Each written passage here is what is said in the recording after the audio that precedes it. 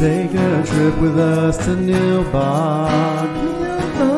Just promise not to drink the goo. Oh my God! If you get sucked into the Matrix, we will send the phone for you. Do you believe in fate? But every movie has a plot hole, and every hole gets filled somehow.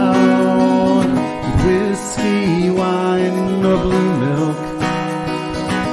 Just don't cut me off right now. We're the Plotaholics, a breakfast club of two. We're the Plotaholics, ripping plots apart for you. Yeah, well, that's just like your opinion, man.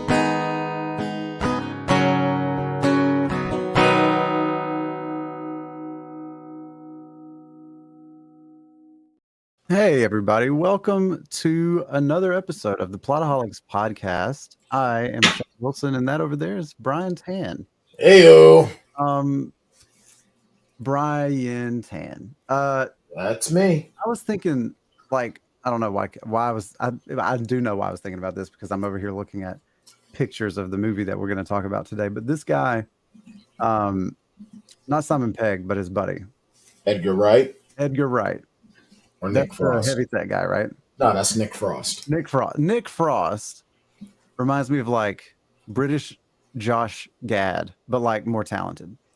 But yeah, actor, not maybe better at everything. Well, Josh Gad has got a voice on him.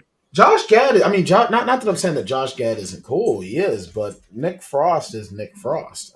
That's true. Yeah, I think Josh Gad is just the elevated, except for The Office. And I will die on Very this true. hill. I will climb that hill. I'll die on that hill. I will commit genocide on that hill. American Office is far superior. Yeah, genocide is. Yeah, hey, that's a rugged word choice, but. Well, look, man, that's kind of what we're going for in this film as well. See how I slipped that in? Is it like that? Okay, yes, well, let's get ourselves a 10-opsis here. All right. One douche coerces his 4 friends who really want nothing else to do with him to go on a pub crawl that they were not able to complete a crow's age ago. Right, because they were children. Yeah. Mostly. Yeah. However, there is a lot more going on in their hometown than it seems to be. Whenever a former Bond is involved, interesting things are afoot. Yeah. Okay. So this seems to sort of be the whole vibe of this entire trilogy, right? Is there's a really simple sort of picturesque small British town setting. Something like that. And then there's always a little more going on than you think. Yeah. Well, I think that with Shaun of the Dead, we got this. It's happening in London, but it's in this small sort of picturesque area. Yeah. And to be fair, I haven't seen Shaun of the Dead in a long time. Well, I think that Shaun of the Dead kind of started it big with being in London. Uh-huh. And then, Hot Fuzz and World's End kind of go to the small town aspect. Right. Yeah. But this was my first time seeing the final film in the Cornetto trilogy. It was my first time as well. General thoughts? You know what? This film, Simon Pegg, and we went on. I was swinging from his belt loop last week, kissing his ass, taking his name and kissing it on his ass about how good of an actor he is.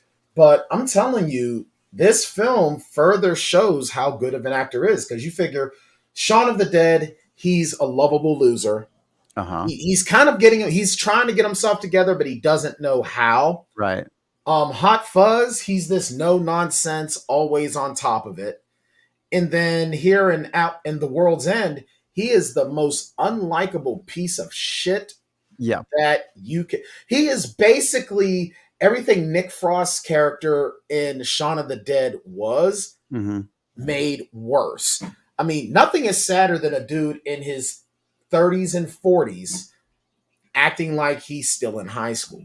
Yeah, that like real married to the glory days sort of thing, right? Yeah, like Uncle Rico or the Yes. one guy from remember in Varsity Blues when they had the other party after that first football game we Uh-huh. saw, and the guy was like, "Yeah, I played for the Coyotes in 1982," Yeah. and Tweeter hit him in the nuts with the wiffle ball bat for Mhm. coming to a high school kids party. Yeah. Oh, for Like sure. Yeah. that's exactly what Simon Pegg plays in this film, and he does it great. He does. And so like to your point, he's able to pull off three very different characters in these three movies. Yes, And this sort of becomes like a film reel for him, like an acting reel. This trilogy just shows off like his just how good he range. is.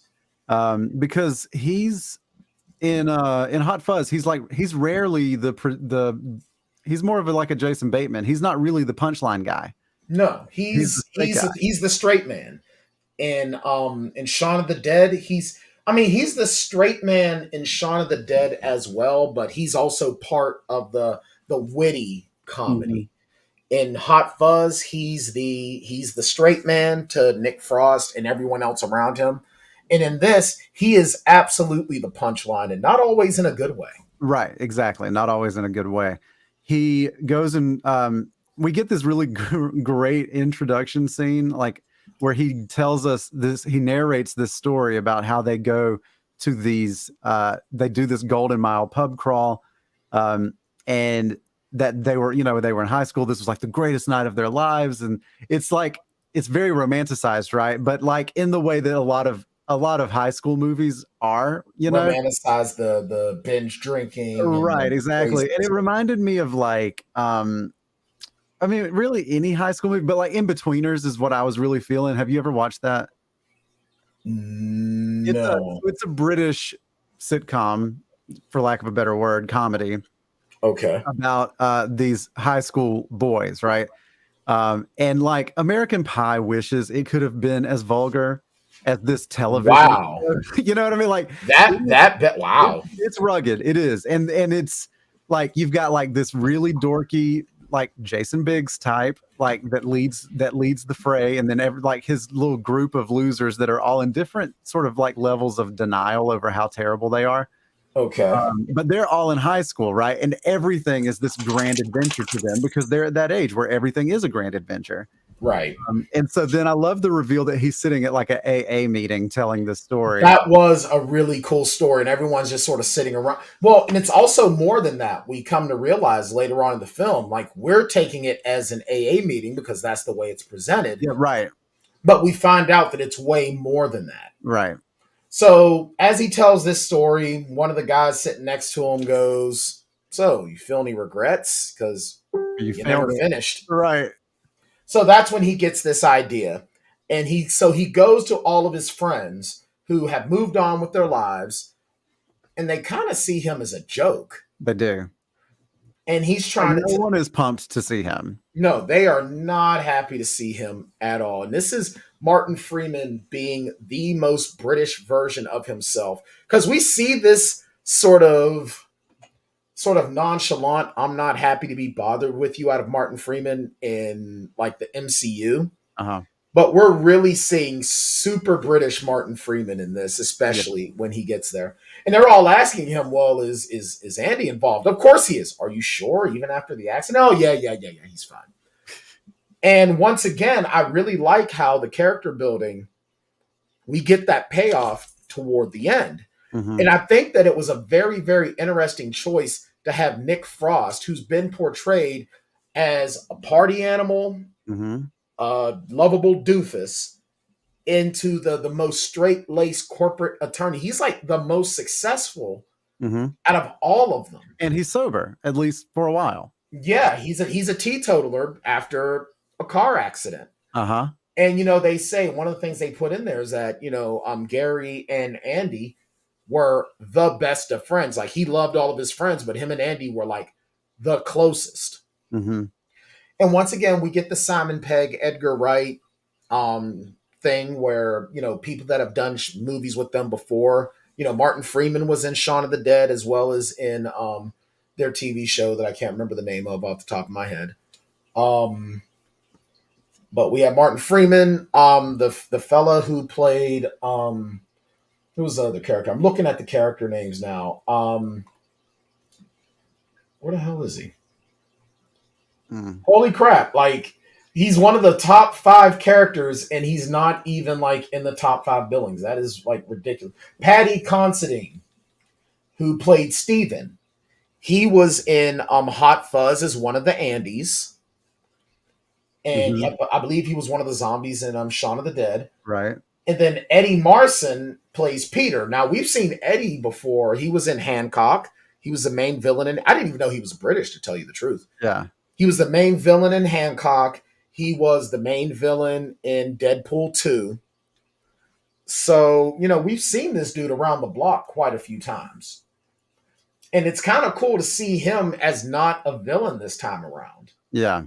So like I like these 5 characters together. Like I thought they were great together. When they get going, it's a lot. Like I love like the whole bit where they get pulled over and he has to give the cop the other guy's name, like Peter's name, because he has that car registered in his name for like 20 years. Yeah, he was like, where all those points came from.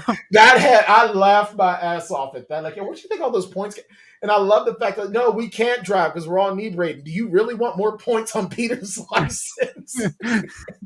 That was excellent. I loved that bit. And I love when the cop saw them later and he was like, have a good night, Peter. And real Peter was like, all right. And he goes, and he's like, I mean, all right. Right. That was good stuff. I mean, that was a good bit. I was curious, for you this week, did this movie have a similar lull to it? To me, the lull, if there was one, was earlier. Like I felt no lull in this. I didn't feel there was a lull here. I felt like the first act took a little bit more time to get ramped up. Like we were like we were over a half hour into this movie before we had our first like significant interaction with like the aliens, right? Yeah. Well, I appreciated that because I like the character building. They did a good job. Because you could almost forget that this movie was going to, because you're obviously like, what you're getting into if you've seen the trailer, but which I never did. But you would forget what you were getting into by the time you got into it, because they are so compelling to watch that like you're not just sitting around waiting on the aliens, Right. I seriously thought that this was just going to be like 5 guys on some drunken, stupid thing. I thought it was going to be, because I thought Paul was their only sci-fi thing. I didn't know, because once again, I'd never seen this before. Yeah. So I thought it was just going to be 5 guys get together and they were going to have this come to Jesus moment with them, blah, blah, blah. When at first, like no one's remembering him. And it's like, oh, wow, you're really that much of a loser. Everyone was just happy that you left. But then when it picks up, when he gets into the fight with the guy in the bathroom, I'm like, at first I'm like, well, this seems like a blatant overreaction. Yeah. It's very, the specific kind of sci-fi it is so British. It's so Doctor Who.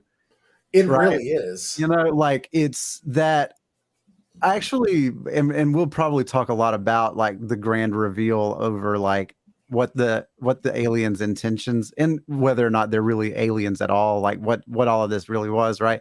But yeah, you're right. Like when we get that first, and these guys, for a bunch of comedians, really know how to put together an action sequence. Like even this movie is full of a lot of really great fight sequences. The fight sequences from a martial artist, I had to laugh because I'm like, bro, if y'all are already like 4 beers in, that was what I loved so much. Y'all are fighting very well. Like they were like in the drunk equilibrium. Like everything was like, how you get so drunk you get better at some things? Yes. Like that's how they were fighting the whole time. They really were. Like there's no way. Like there's nothing about these people that screams to me I can throw down. Like granted, even in the best of times.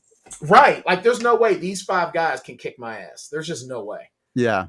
But these guys are like, it's almost like they channeled, it's almost like they did an Everything Everywhere all at once, and they all got into the Jackie Chan drunken master Yeah. universe, and they're all just drunken They fighting really masters. were just like, I feel like them being drunk during this interaction was probably the best case scenario. Yeah. Because a bunch of corporate lawyers aren't going to fight these aliens like that if they're sober. Yeah, a corporate lawyer, a car salesman, and a real estate agent. Go walk into a bar. Yeah, I know, right? And I wonder if that's how they like even wrote this movie. It's like, because it does sound like one of those It old does jokes, sound right? like a joke. It sounds like a huge joke. So what happens is, one thing that you notice is that this first fight is a callback to an earlier scene when they're just getting started on their night. Mm-hmm. And they see these 5 high school kids, and they're like, Gary's like, "Hey, how's it going? I used to be you, young person." And they're just like, "Yeah, screw you." Right. And it really felt like, high school kids recognizing that this is a washed up dude Right. that's trying to relive glory days. And then, yeah, he flips out on them. And then it turns out he's fighting an alien. He's fighting an alien robot. Well, I'm sorry, not a robot, because robot screams subjugation. Excuse me. Right. He pops his head off. Yeah. And I was like, huh. And his buddies walk in and see what's happened. And they're but the buddies are pissed because he lied about his mother dying. That's how he got Andrew to come. But nobody was going to come unless Andrew came. Right. He got Andrew to show up by saying his mother died. So they're coming in ready to have this big confrontation. They see that he pulled someone's head off. And then the robot's buddies come in, and then it turns into, what this scene reminded me of? The Warriors, when they fight in the bathroom. Yeah. That's exactly what it reminded me of. That Edgar Wright is notorious for borrowing and like sort of throwing homage to like the classics, Yeah, and that was full of that. So is Shaun of the Dead. Yeah, all the way to, a dude being in the stall and being pushed through the stall. Yeah. Oh man, I gotta rewatch The Warriors again. It's been a couple of months. I watch that movie at least 2-3 times a year. Yeah. So they have this big throwdown in the bathroom, and then they're trying to decide what to do. Like they're most of them are just like, we need to like leave. But Gary's like, no. If we act strange, then they'll know that we know. We just need to continue doing what we're doing. Because we told them everything we were doing. You told them everything we were doing. Right. So they make that decision. Now, what I really love, you want to talk about funny bits, where he goes, "You have a very short-term memory, Gary. All you remember was a partying on Friday. I remember the Mondays after." Yeah, no, that's why we're all getting together on a Friday.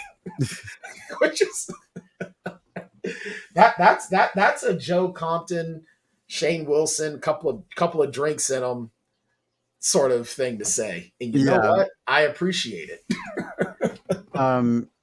So they do ultimately decide that they're just going to go through with it. Yeah, they're going to go through with everything. The one character, Oliver, who was nicknamed the O-Man because he had a birthmark on the side of his face in the shape of a number 6. And that was supposed to resemble the 3 6s of the Antichrist for the Omen. So that's why they call him O-Man. His sister gets involved. And of course, Gary's had an interaction with her because they had sex in a bathroom. Gary's super into her, but Steven has been in love with her since high school. So she shows up with her friends who are twins. Mm-hmm. And Gary and company try to tell her what's going on. And then the twins let it be known when they attack her what's going on. So, of course, now we have this is a lot of fight scenes. These guys have some good bop action. This scene where they are like seduced by these girls at the marmalade sandwich. And they're just like, these guys are so ridiculous, like that they would even believe that this is possible to happen, right? Like, right. Because they're still young. They're exactly as they remember them in high school. It's unreal. So the other 3 are manipulated by that, while Gary is fighting. Gary and Sam are fighting, Sam being Oliver's sister. Yeah. So then they bring her in on the whole thing. Yeah. This is And where we also meet, right around this time is when we meet Basil, who's like this like crazy older guy that they Mad used to buy Basil. pot from, right? Yeah, Mad Basil, played by David Bradley, aka Mr. Filch from Harry Potter, and Hmm. he was also in Game of Thrones. What was I can't remember his character's name in Game of Thrones, but he was also in another really awesome horror show, The Strain, Mm. and he was really awesome in that. So I mean, David Bradley is another one, man. This guy is so good. He is so good, but he was also in Hot Fuzz as well. Mister, he was the guy with the sea mine. And Mhm. that Yeah. guy, your favorite character from the whole movie. Yeah.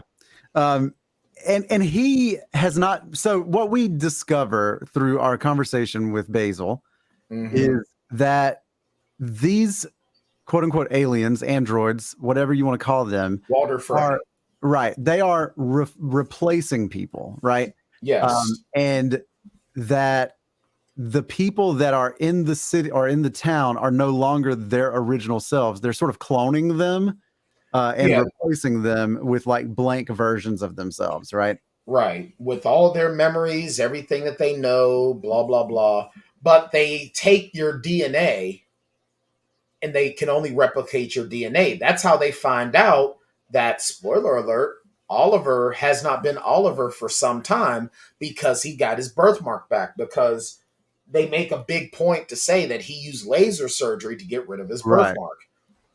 So Oliver is the first member of the crew to be blanked. Yeah. So they then run into Gary's favorite teacher, Guy Shepherd, who's one of the replicants, one of the blanks. Hmm. And of course, the aliens, we end up finding out that, number one, they're responsible for all of our technology, like all of our technological advances. Right. They're responsible for, and the way our technology and everything works now is due to their influence. And what they're trying to do is they're trying to make us the best us possible, Right. And this so that we invasion can is be. called it's called the network, right? Like this is the Yes, invading body. And it's not even an invasion, right? It's they want to integrate. right, exactly. So and they decide that they send like almost like reconnaissance teams all over the Yes, planet, like small little pockets to try to slowly occupy, right? yeah. And convert people. They say we don't even really want to blank a bunch of people. We would really much rather convert people. Yeah, Um, we want you to start. We want to enlighten you. yeah. They Um, yeah, because yeah, and I really love how they go on to say that our success rate is determined by how few we have to blank. right. And that whole thing, that whole scene at the end, like where the network is explaining it to them, I Hmm. was like, that's the most Doctor Who shit I've ever seen. Like, It really like was. that was a real hardcore. Like, I just got hard Doctor Who vibes from that. You know what I But got in addition to the Doctor Who vibes? what's that? There was an episode of the Treehouse of Horror Mm, when Kodos and Kang brought the Simpsons and they kept feeding them. uh-huh. And Lisa was like, they're fattening us up so that they can eat us. And it was actually, they were going to take them to their home planet where they could live forever and be happy. Right. And they even said, you just frankly made pigs of yourselves. Yeah. And that's what it sort of reminds me of, because it doesn't even sound like they're trying to invade. They're literally just trying to bring about enlightenment. And Yeah. And it's about like, because like one of the things that we have to acknowledge is that if like this alien race, the network, were to just suddenly reveal itself to us, there would be mass chaos. And right. so they try to slowly reveal themselves over time to the human race, Hmm. uh, and in order to like diminish the possibility of that sort of chaos. Yeah, because they don't want war. They don't want chaos. They want everything to just go smooth. It's almost like they live, but from a different perspective. Right. Like they live, they wanted to destroy everything. They wanted to control everything and slowly destroy everything so that they can make the earth for themselves. Here, they want to integrate. Right. And so I had a question. Hmm. Um, I feel like this is something that makes all three of these movies really interesting, is the way that they subvert the expectations of the genres that they are parodying, right? That in Hot Fuzz, not only is like the bad guy who you expect him to be, it's everybody, right? Like it's Right. the whole town is against him, right?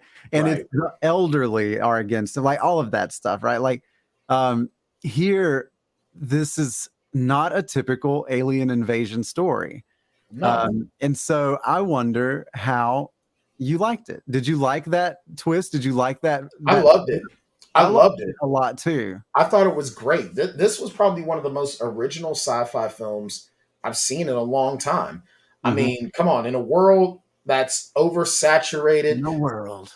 in a world where it's saturated with gigantic blue cat people, Oh, you know comic what? book movies, and the Uh, you, same damn movie over and over and over again. you know what else I'll say?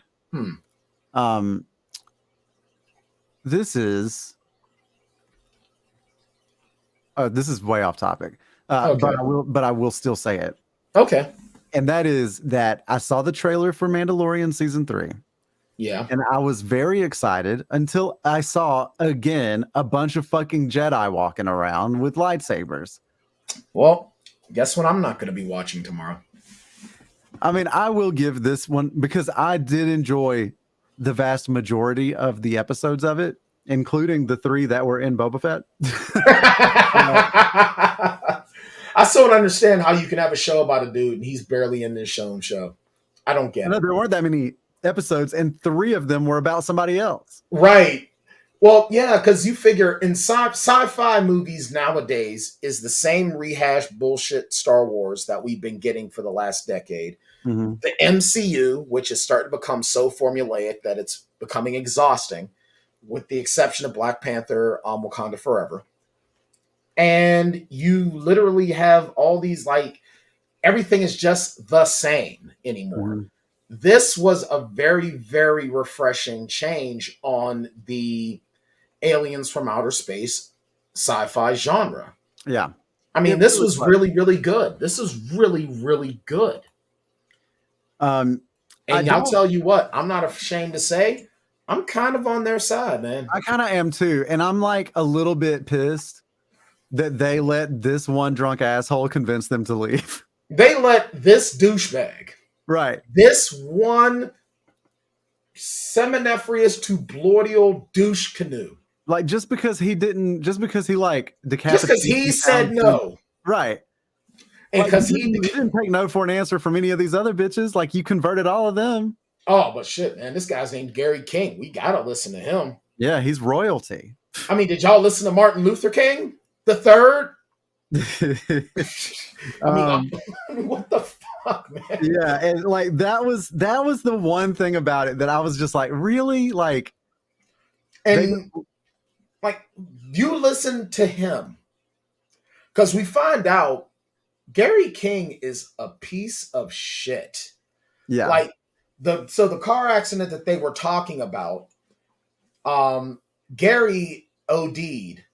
So Andy, even though he was drunk, is trying to drive Gary to the hospital to save his life. Because he's so drunk, he gets into a car accident where he almost completely severs his femoral artery. He almost dies. Gary suddenly just gets up and runs off. And then Andy gets charges after he needs almost half a day's worth of surgery to save his life. Yeah. He is garbage. You know, at the same time, the network does admit that they're like composting humans that are being blanked, right? Like the originals are being composted and replaced with their blanks. So like that, like it is a little Thanos-y, right? Like where like on the surface they're just a good salesman. Like they have a good sales pitch for sure. Yeah, but they're still doing kind of shitty things. I don't know. I don't think I'm going to feel bad if some of the people on Fox News were composted for blank. Well, right, but you can't assume that they're the only ones that are going to be composted. Yes, I can. I'm the deputy inspector. I mean, you can assume anything you want to, but Yeah, no. when Sharon and Junior get composted, then we'll see how you feel. That won't happen.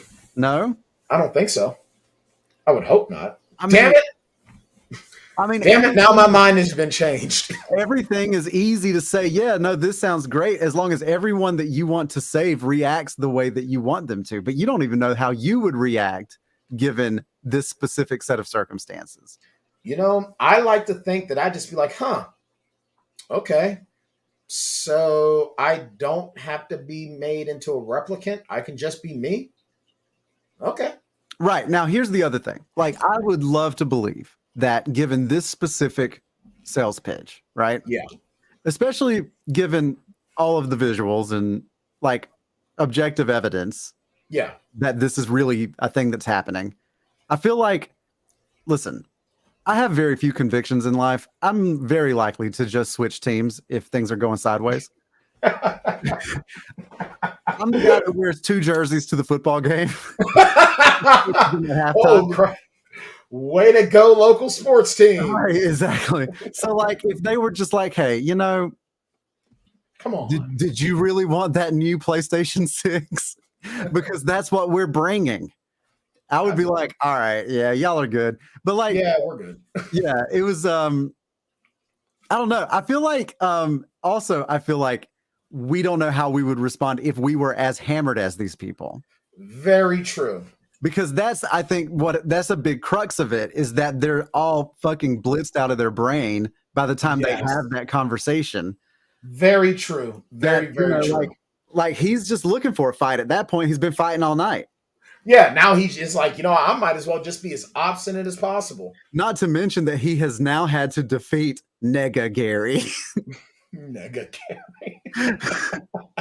Because their last great temptation for him is to reveal like that they could turn him into his younger self, right?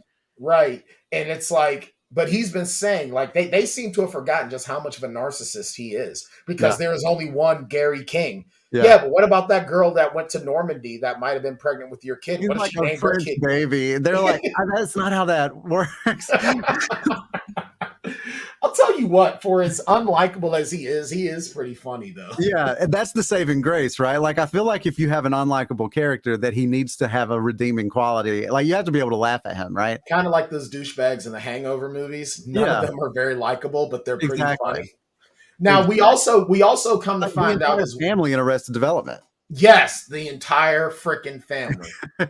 Like, all of them. Yeah, like even Michael has some... Even Michael is a POS. Even Michael is terrible. Like, I think the entire Bluth bloodline is just cursed. Yeah. Now, we do find out that Gary was not in an AA meeting. Mm-hmm. He was in group therapy. He's in a home. He's in a psychiatric facility because he attempted suicide. Mm-hmm. And he's at the point where he even admits that was the greatest time of his life. And he's miserable now because he peaked in high school. Right. And he doesn't have friends anymore. He does, yeah, because his mom even said she hadn't spoken to him in 8 months. Yeah. So I think that the only reason why he's fighting back is because all he had left was that pub crawl. Like, I'm pretty sure if they would have let him have that last beer, he probably would have been like, yeah, sure, whatever the hell you want. Or he would have dropped dead of alcohol poisoning. Pick whichever one you want to go with. But here's something that I don't understand. Now, Shane, you're a way better drinker than I am. Are you gonna be able to go into a full-on mad dash sprint while you've got that much alcohol in your system, or are you gonna vomit? Because I kind of remember being ready to vomit. I did lose track of how much they drank. If it was just 12 pints over an entire night, maybe. But they're doing shots and shit too. Like, he's supplementing a good bit. And no matter what he says about shots not counting, that's bullshit. Yeah, shots always count. Yeah.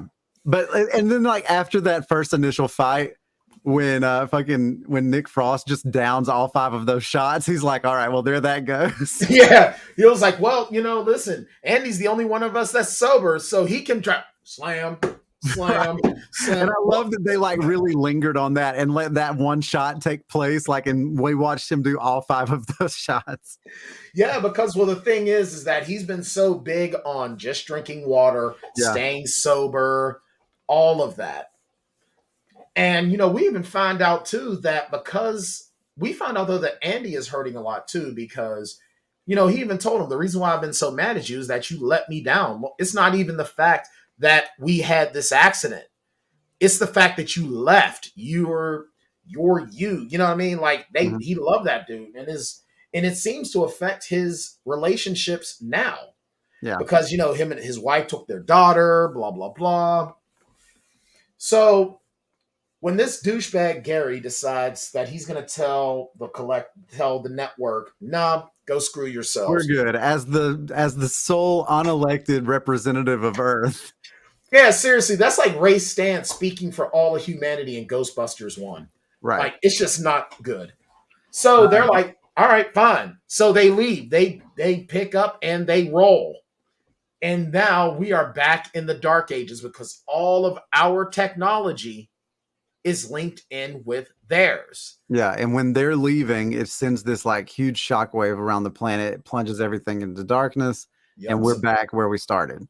Right. And so it's like the rise of tribalism, and you have this really cool sequence at the end, honestly, like where everything is sort of dark ages, right? And he's like back on the Golden Mile, but with a bunch of like blanks, right? Of his friends, but like when they go into that first bar, he asks for water. Yeah, so he's not drinking alcohol anymore, which is cool, but because he got his buddies, he's like, well, we'll give, and it's very Star Wars like. Yeah, well, we'll serve you, but they've got to wait outside. Mm-hmm. And it just turns into a battle, and that was actually a really cool ending sequence. Yeah, because so we get a nice bookend of exposition, but I don't know. Like sometimes exposition can be very, very fun. Exposition did not bother me here. I love that kind of storytelling. It's like Hot Fuzz opened in a similar way, right? Where they give us a lot of backstory about this guy, right?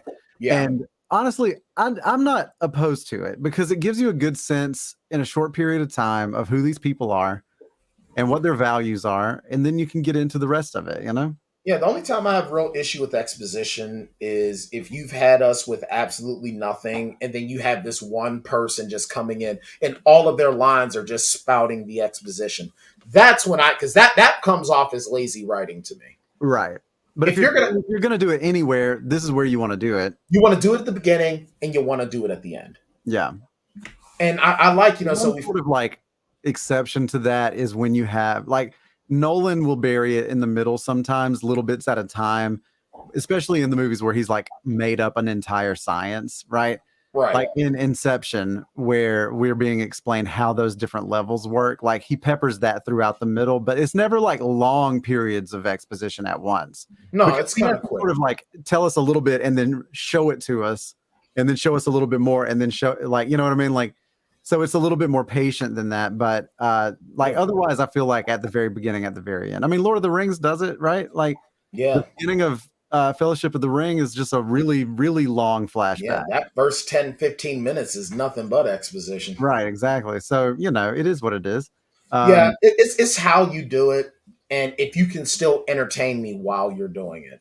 Yeah. Instead of just talking at me. So, yeah. So Bartender Smiley. Oh, you're gonna go with the budget and sorry, I do have all that stuff pulled up. I completely blanked on it. So The World's End was made on a $20 million budget and did gross $46.1 million at the box office. Yeah. The Rotten Tomatoes score currently at 89% with a 72% audience score because it's too smart. Probably. Yeah, that wouldn't surprise me. I'm okay with the tomato meter of 89%. I mean, I think that's pretty cool. It's not bad.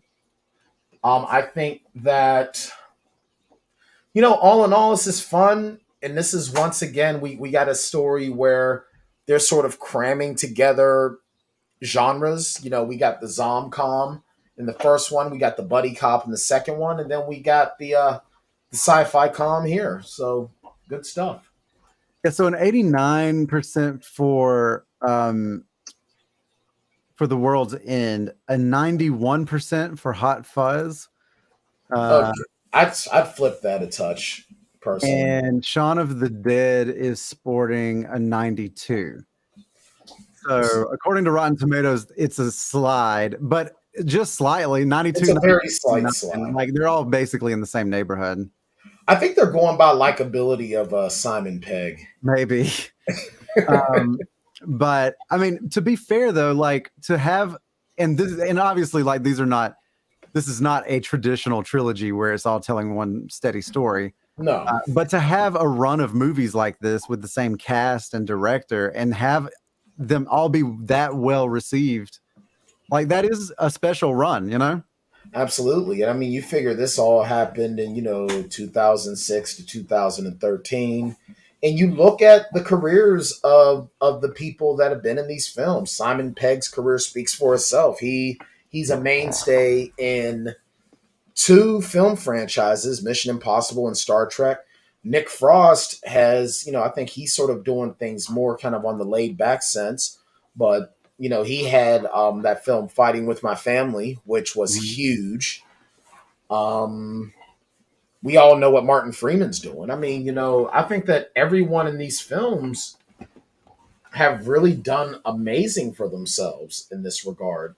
And shout out to Rosamund Pike too, who plays Sam in this. She was a really, really decent addition to this cast a bit. Because you know how whenever you get films that have like where the lead characters are men, the female character is only there just to be sexualized or just some dimwit. And she's not. I mean, yeah, her and Gary had themselves a little bit of a fling, and she spends the majority of the movie slapping the shit out of him for thinking that he can have sex with her. Right. And but she never even acts like a damsel in distress, man. When it's some time to fight, she's in there battling too. Yeah. So shout out to her. Yeah, I enjoyed it. Very fun. Yeah, it was. I'm glad that we did Scott Pilgrim so that we got on this Edgar Wright train. I agree. The Edgar Wright train is always wanted to watch for a long time and just never got around to. Yeah, I'll tell you what, man. An Edgar Wright train is a pretty cool train to be on. It is.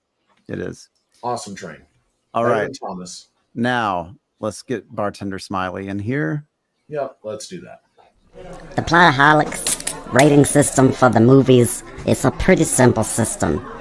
Basically, they rate movies based on how many shots it takes to get through them. So if you got a good movie and you get through it all the way sober, then it takes 0 shots to get through the movie. And then if you got a really bad movie, then it could take up to 5 shots to get through the whole thing. I think you can try to figure out the middle part yourself. So what can I get you?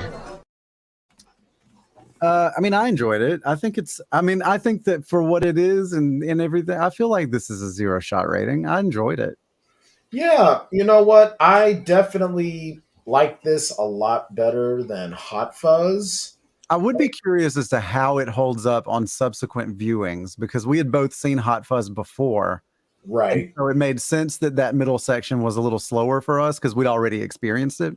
Right. I would be curious as to how this, but on a first watch, I feel like this was a very good experience. Yeah, on a first watch, this is on point. It's very straightforward. I think on a second view, I think this is one of those movies where when you rewatch it and you know what you're looking for, you're gonna pick up on a lot of different things. Like for instance, the high school kids that they walk by for the first time.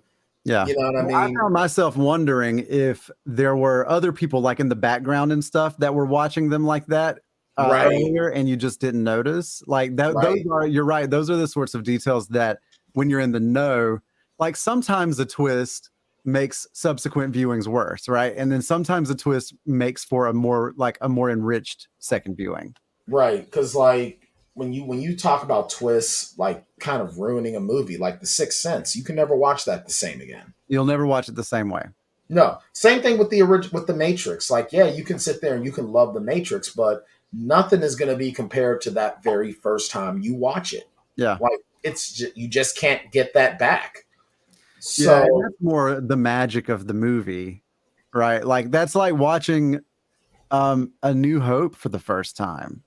right, man, I'll tell you what, I feel in a lot of ways I feel very, very jealous of people watching Star Wars films for the first time Yeah. in some instances, because like now I'll go back and I'll watch 8 of the 9 main tales in the Star Yeah. Wars movies. And I love them for what they are, but I really miss how I felt like the first time I watched any of them. I still remember how I felt watching Rise of Skywalker, I'll and I tell was you, like, since they've been releasing these movies in theaters, like, so I was able to see like the re-release special editions, right, of the Mhm. original trilogy. That was like mind blowing, right? Because like I'd only ever seen them on VHS right. at that point, and so to see them in the theater and to see the fanfare and the crawl and all of that stuff, it just like teleports me to another place, right? Yes. Those opening moments of any Star Wars movie in the theater still do that. Like I still remember this was what was so jarring about Rise of Skywalker was that I was still transported, right, in those early moments. And like in spite of myself, I found myself being gradually more and more disappointed as it went. Yeah. There's still a magic in Star Wars. They just have to figure out how to harvest it. Yeah. No, I agree 100%. You know, and I think that that's what I was stuck on when we first reviewed Rise of Skywalker. I was sort of stuck on that because, you know, I was too young to see the original movies. I Mhm. wasn't even alive when A New Hope came out. I was only a year old when Empire came out, and I was only 4 when Return of the Jedi came out. Yeah.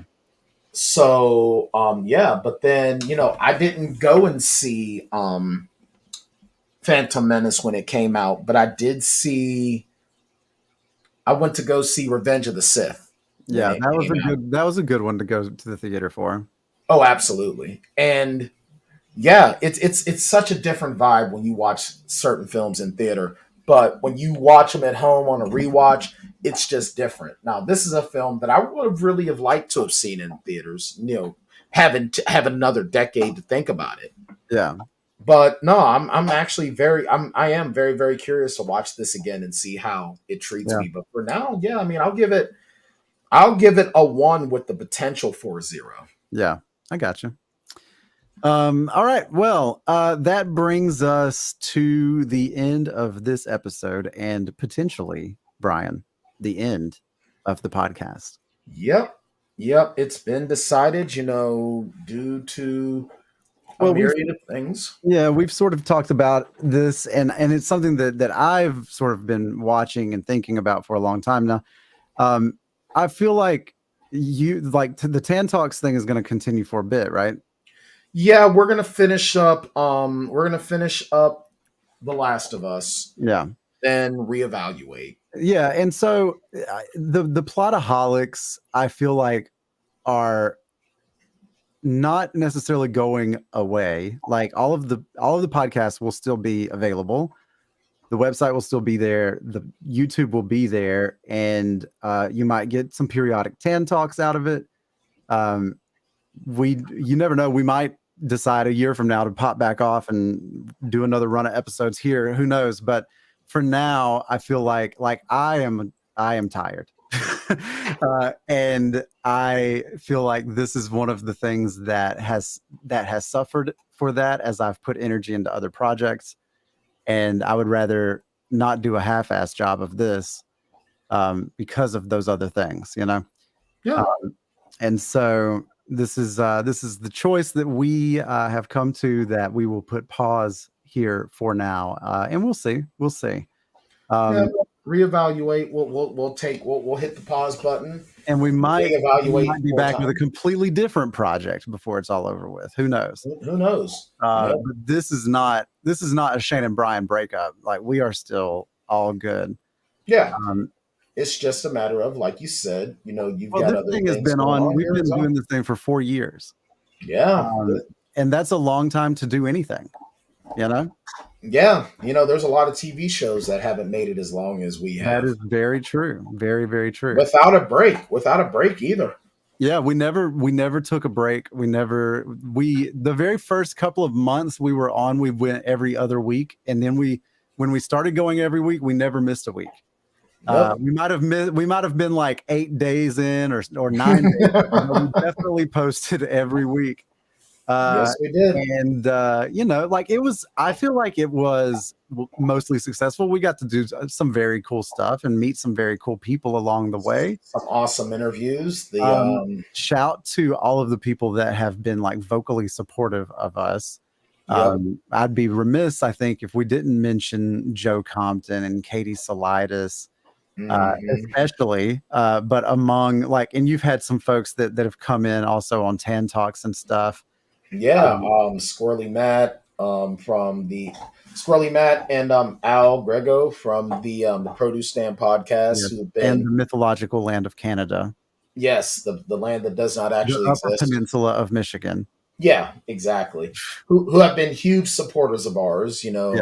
Al always tells me, I just caught the newest episode of the Plotaholics, and I'm like, oh, that's awesome. Yeah. So thank you to everyone that have been listening, that continue to listen. Absolutely. And you know what? Who knows?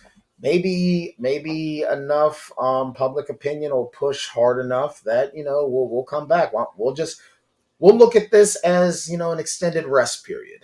Yes, because I do think I need a break from it for a bit. Yeah. And if we do come back with more Plotaholics, eventually you can expect it would be probably retooled a bit. I feel like we would want to do something to sort of freshen up the format some.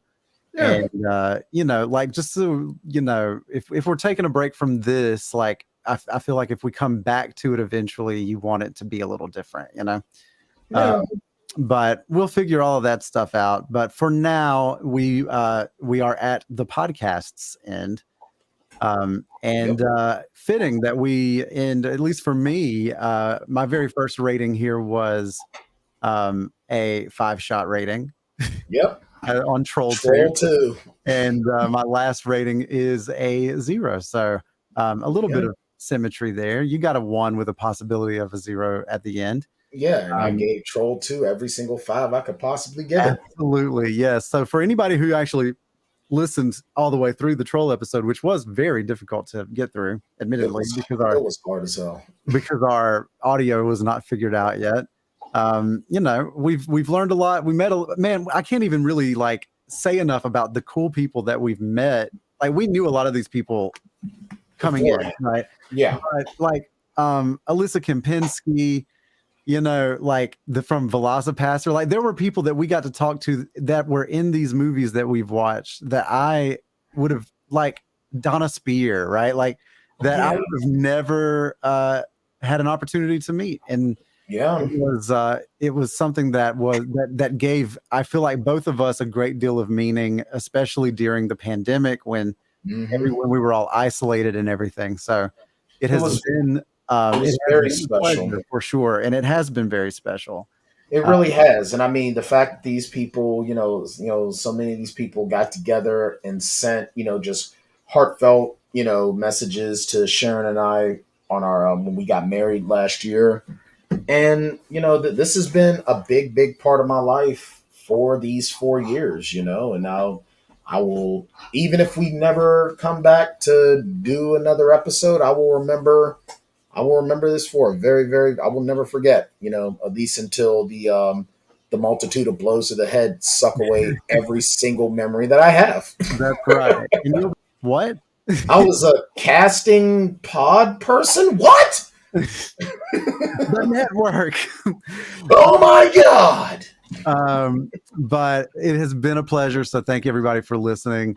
Thank you so much. We appreciate you all. And those of you who discover us down the line, thank you also for listening. Yeah. You can always leave comments on the YouTube or shoot us an email, plotaholicspodcast@gmail.com. And who knows? If you come at us enough and we can get the gumption going, Maybe again. Maybe again. Maybe again. But with that, for Bartender Smiley and everyone else here at the Plotaholics podcast, The whole team. Yeah, the whole team of interns that we've kept under lock and key and not even really allowed to do anything. They've been prisoners for college credit. Yeah. That's what you get for jumping on the bed, kids. That's right. But I have been and will probably continue to be Shane Wilson, at least for some time. And that is Mr. Brian Tan, the Daryl to my oats. Oh, man. And we will talk to you when we talk to you. Take care, everybody. Take a trip with us to Nilbog. Just promise not to drink the goo. Oh my God! If you get sucked into the Matrix, we will send a phone for you. Do you believe in fate? But every movie has a plot hole, and every hole gets filled somehow. Whiskey, wine, or blue milk. Just don't cut me off right now. We're the Plotaholics, a breakfast club of two. We're the Plotaholics, ripping plots apart for you. Yeah, well, that's just like your opinion, man.